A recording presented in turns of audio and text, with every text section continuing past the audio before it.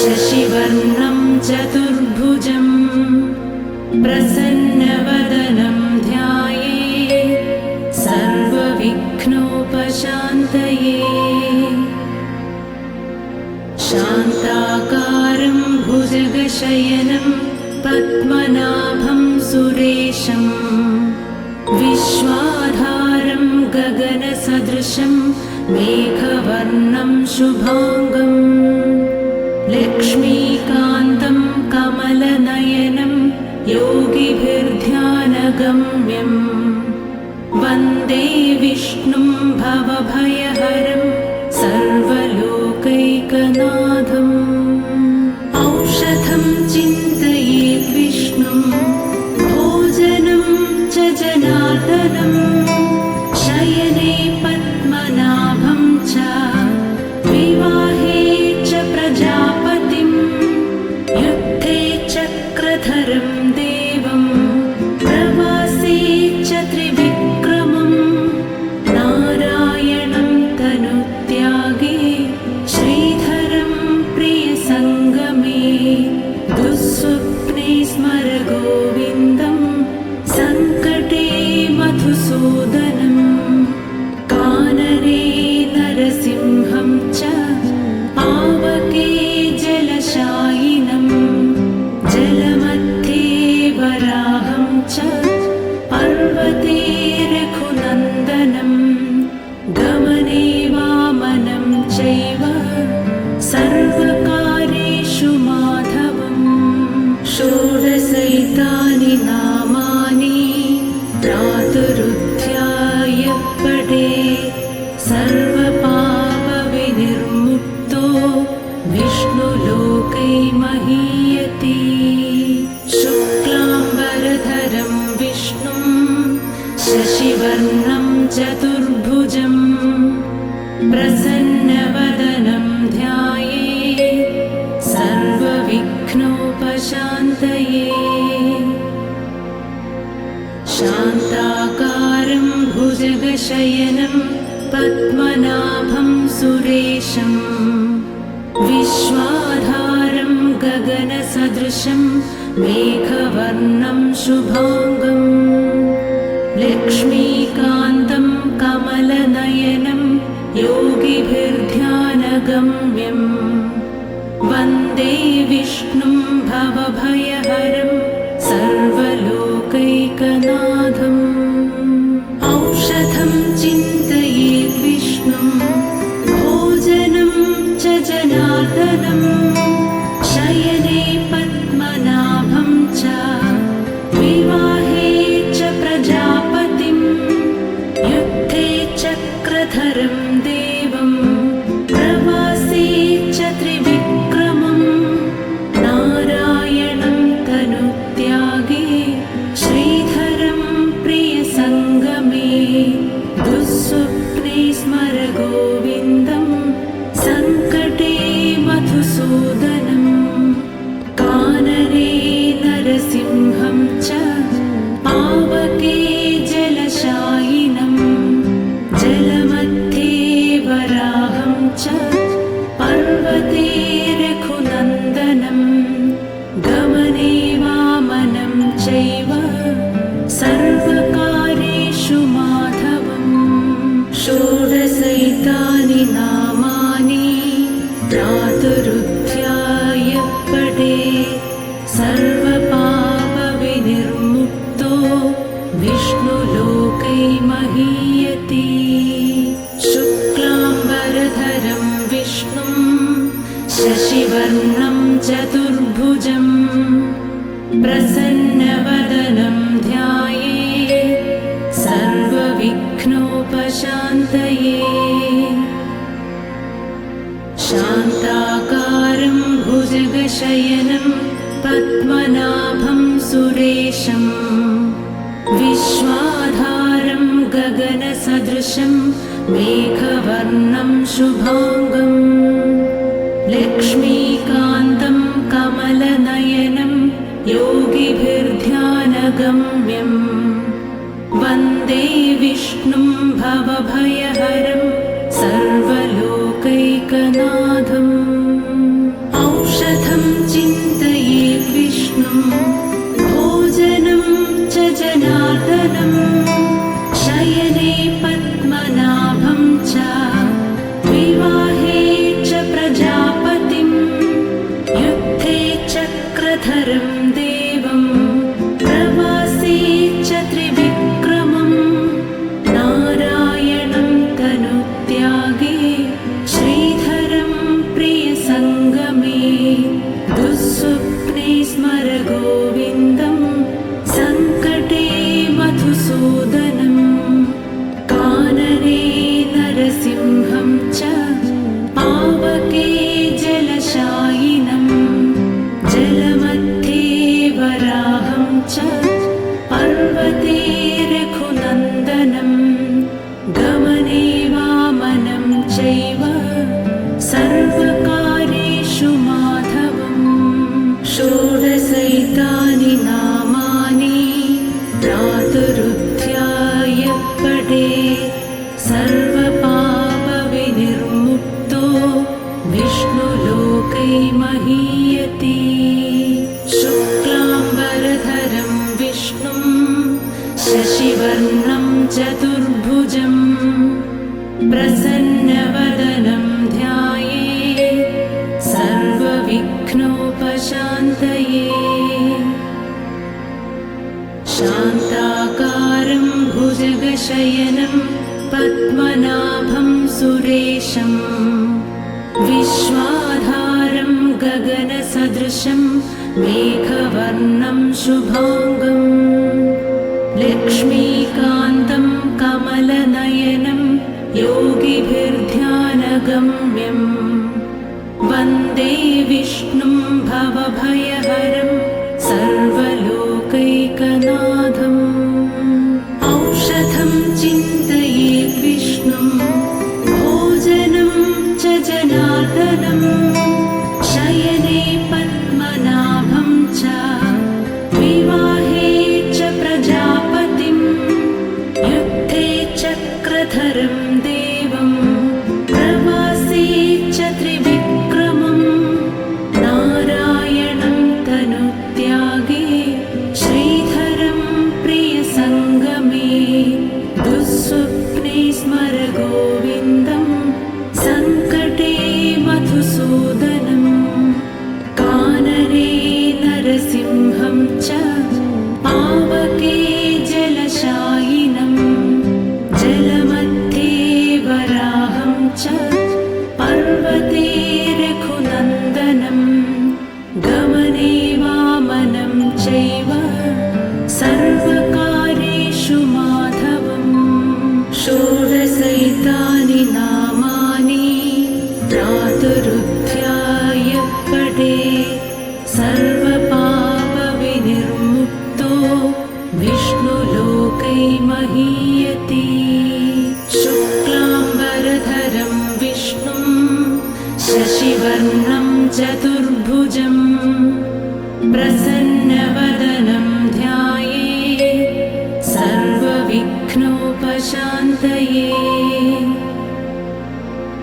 शान्ताकारं भुजगशयनं पद्मनाभं सुरेशं विश्वाधारं गगनसदृशं मेघवर्णं शुभाङ्गं लक्ष्मीकान्तं कमलनयनं योगिभिर्ध्यानगम्यं वन्दे विष्णुं भवभयहरं सर्वलोकैकनाथम् औषधं चिन्तयेत् विष्णुं भोजनं च जनार्दनं शयने पद्मनाभं च विवाहे च प्रजापतिं युद्धे चक्रधरं देवं प्रवासे च त्रिविक्रमं नारायणं तनुत्यागे श्रीधरं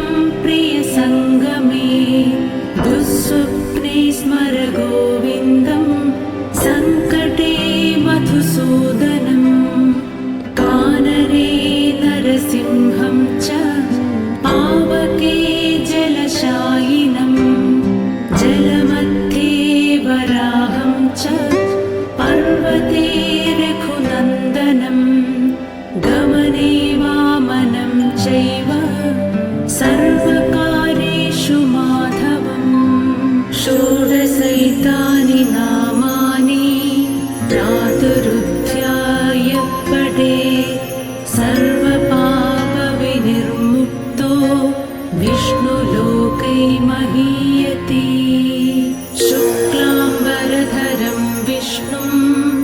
शशिवर्णं चतुर्भुजं प्रसन्नवदनं ध्यायेत् सर्वविघ्नोपशान्तये।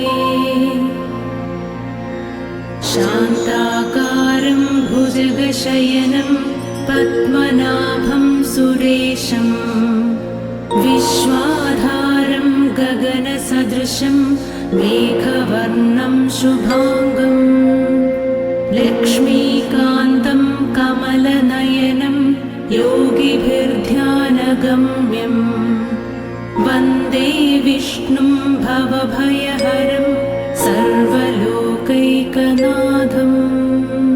औषधं चिन्तयेत् विष्णुं भोजनं च जनार्दनं शयने पद्मनाभं च विवाहे च प्रजापतिं युद्धे चक्रधरं देवं प्रवासे च त्रिविक्रमं नारायणं तनुत्यागे श्रीधरं प्रियसङ्गमे दुःस्वप्ने स्मर गोविन्दं सङ्कटे मधुसूदनं कानने नरसिंहं च पावके जलशायिनं जलमध्ये वराहं च पर्वते रघुनन्दनं गमने वामनं चैव सर्वकार्येषु माधवम्।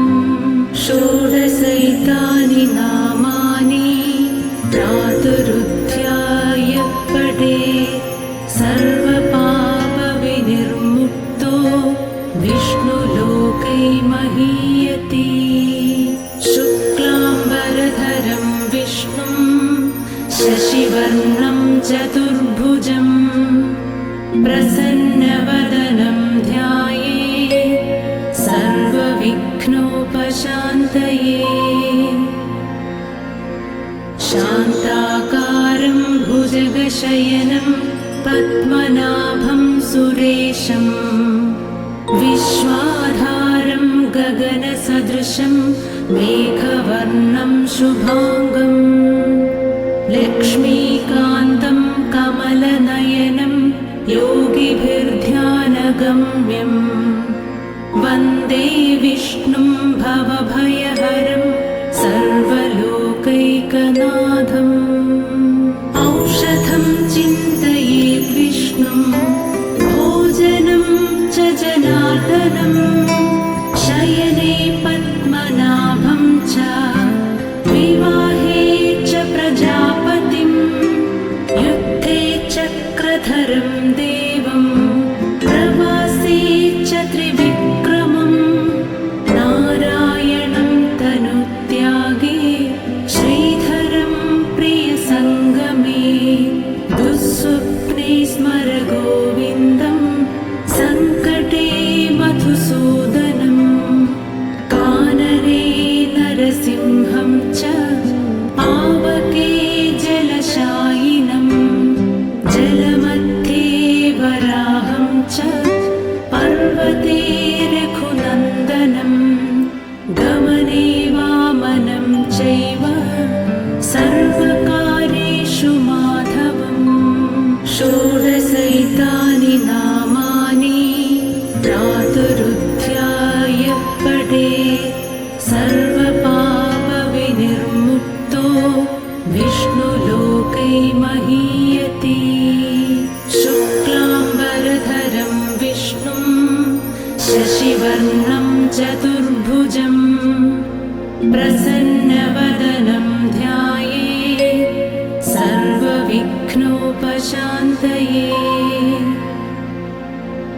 शान्ताकारं भुजगशयनं पद्मनाभं सुरेशं विश्वाधारं गगनसदृशं मेघवर्णं शुभाङ्गं लक्ष्मीकान्तं कमलनयनं योगिभिर्ध्यानगम्यं वन्दे विष्णुं भवभयहरं सर्वलोकैकनाथम्। औषधं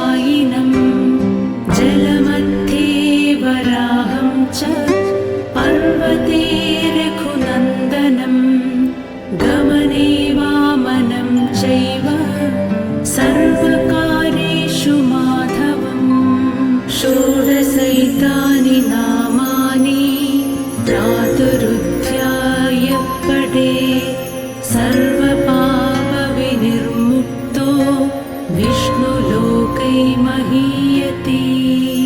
शुक्लाम्बरधरं विष्णुं शशिवर्णं चतुर्भुजं प्रसन्नवदनं ध्यायेत् सर्वविघ्नोपशान्तये।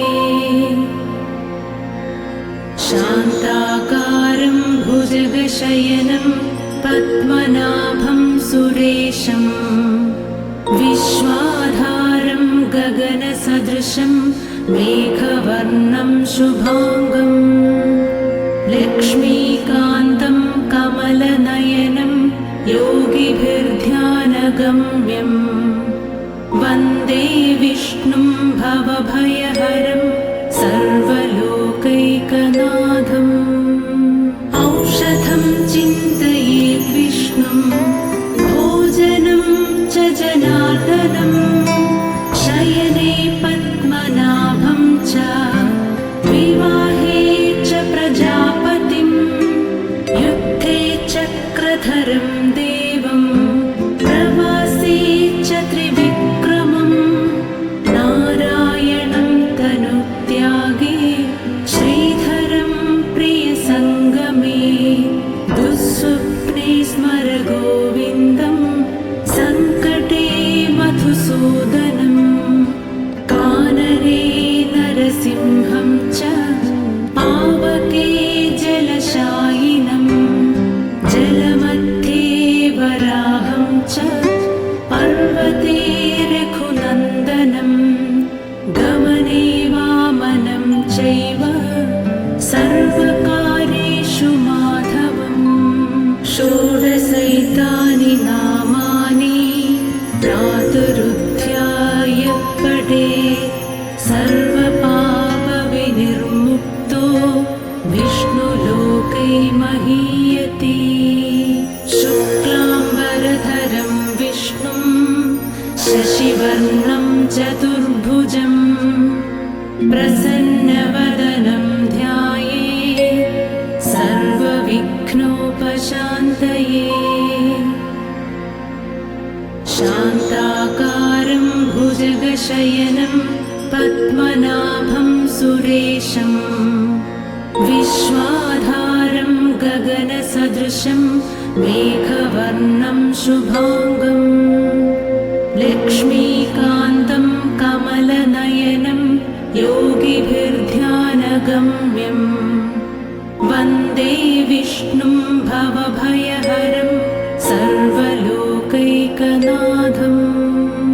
औषधं चिन्तयेत् विष्णुं भोजनं च जनार्दनं शयने पद्मनाभं च विवाहे च प्रजापतिं युद्धे चक्रधरं देवं प्रवासे च त्रिविक्रमं नारायणं तनुत्यागे श्रीधरं प्रियसङ्गमे दुःस्वप्ने स्मर गोविन्दं सङ्कटे मधुसूदनं कानने नरसिंहं च पावके जलशायिनं जलमध्ये वराहं च पर्वते रघुनन्दनं गमने वामनं चैव सर्वकार्येषु माधवम्।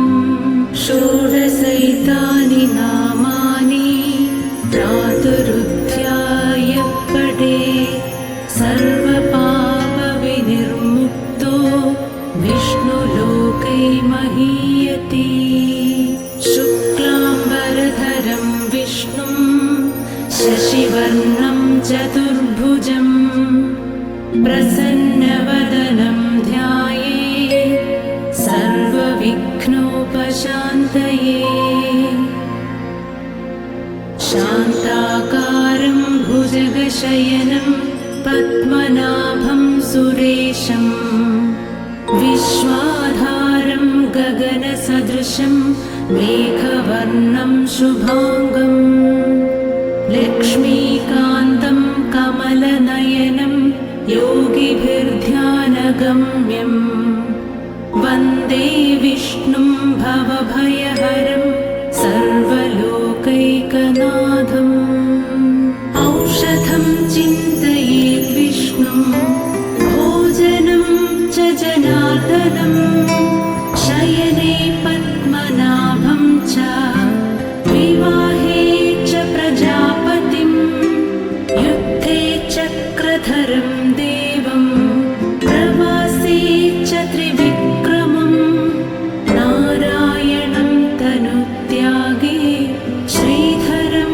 प्रियसङ्गमे दुःस्वप्ने स्मर गोविन्दं सङ्कटे मधुसूदनं कानने नरसिंहं च पावके जलशायिनं जलमध्ये वराहं च पर्वते रघुनन्दनं गमने वामनं चैव सर्वकार्येषु माधवम् षोडशैतानि नामानि प्रातरुत्थाय पठेत् सर्वपापविनिर्मुक्तो विष्णुलोकै महीयते शुक्लाम्बरधरं विष्णुं शशिवर्णं चतुर्भुजं प्रसन्नवदनं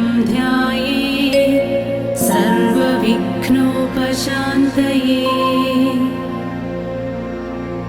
शान्ताकारं भुजगशयनं पद्मनाभं सुरेशं विश्वाधारं गगनसदृशं मेघवर्णं शुभाङ्गं लक्ष्मीकान्तं कमलनयनं योगिभिर्ध्यानगम्यं वन्दे विष्णुं भवभयहरं सर्वलोकैकनाथम् औषधं चिन्तयेत् विष्णुं भोजनं च जनार्दनं शयने पद्मनाभं च विवाहे च प्रजापतिं युद्धे चक्रधरं देवं प्रवासे च त्रिविक्रमं नारायणं तनुत्यागे श्रीधरं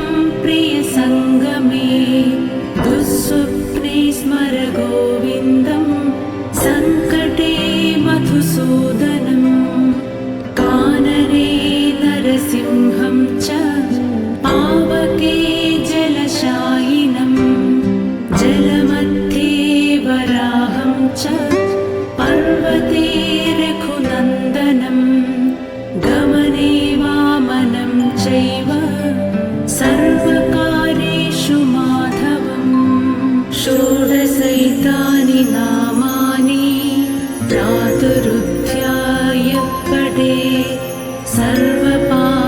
सर्वपापविनिर्मुक्तो विष्णुलोकै महीयते शुक्लाम्बरधरं विष्णुं शशिवर्णं चतुर्भुजं प्रसन्नवदनं ध्यायेत् सर्वविघ्नोपशान्तये शान्ताकारं भुजगशयनं पद्मनाभं सुरेशं विश्वाधारं गगनसदृशं मेघवर्णं शुभाङ्गं लक्ष्मीकान्तं कमलनयनं योगिभिर्ध्यानगम्यं वन्दे विष्णुं भवभयहरं सर्वलोकैकनाथम् औषधं चिन्तयेत् विष्णुं भोजनं च जनार्दनं शयने पद्मनाभं च विवाहे च प्रजापतिं युद्धे चक्रधरं देवं प्रवासे च त्रिविक्रमं नारायणं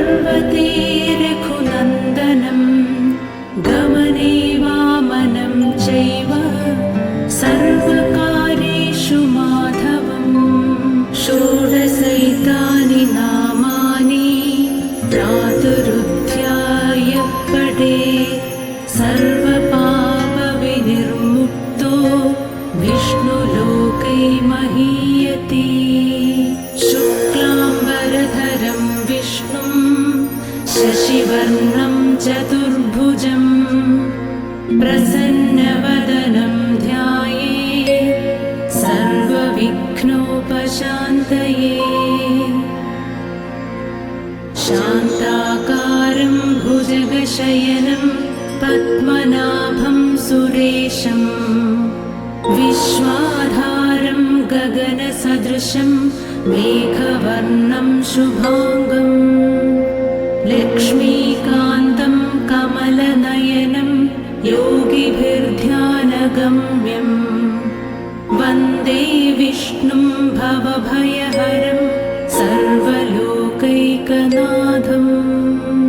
औषधं चिन्तयेत् विष्णुं भोजनं च जनार्दनं शयने पद्मनाभं च विवाहे च प्रजापतिं युद्धे चक्रधरं देवं प्रवासे च त्रिविक्रमं नारायणं तनुत्यागे श्रीधरं प्रियसङ्गमे दुःस्वप्ने स्मर गोविन्दं सङ्कटे मधुसूदनं कानने नरसिंहं च पावके जलशायिनं जलमध्ये वराहं च पर्वते रघुनन्दनं गमने वामनं चैव सर्वकार्येषु माधवम्। षोडशैतानि नामानि प्रातरुध्याय पठेत् सर्वपापविनिर्मुक्तो विष्णुलोकै महीयते। शुक्लाम्बरधरं विष्णुं शशिवर्णं चतुर्भुजं प्रसन्नवदनं ध्यायेत् सर्वविघ्नोपशान्तये। शान्ताकारं भुजगशयनं पद्मनाभं सुरेशं विश्वाधारं गगनसदृशं मेघवर्णं शुभाङ्गं लक्ष्मीकान्तं कमलनयनं योगिभिर्ध्यानगम्यं वन्दे विष्णुं भवभयहरं सर्वलोकैकनाथम्। औषधं चिन्तयेत् विष्णुं भोजनं च जनार्दनं शयने पद्मनाभं च विवाहे च प्रजापतिं युद्धे चक्रधरं देवं प्रवासे च त्रिविक्रमं नारायणं तनुत्यागे श्रीधरं प्रियसङ्गमे दुःस्वप्ने स्मर गोविन्दं सङ्कटे मधुसूदनं कानने नरसिंहं च पावके जलशायिनं जलमध्ये वराहं च पर्वते रघुनन्दनं गमने वामनं चैव सर्वकार्येषु माधवम्। षोडशैतानि नामानि प्रातरुध्याय पठेत् सर्वपापविनिर्मुक्तो विष्णुलोकै महीयते। शुक्लाम्बरधरं विष्णुं शशिवर्णं चतुर्भुजं प्रसन्नवदनं ध्यायेत् सर्वविघ्नोपशान्तये। शान्ताकारं भुजगशयनं पद्मनाभं सुरेशं विश्वाधारं गगनसदृशं मेघवर्णं शुभाङ्गं लक्ष्मीकान्तं कमलनयनं योगिभिर्ध्यानगम्यं वन्दे विष्णुं भवभयहरं सर्वलोकैकनाथम्। औषधं चिन्तयेत् विष्णुं भोजनं च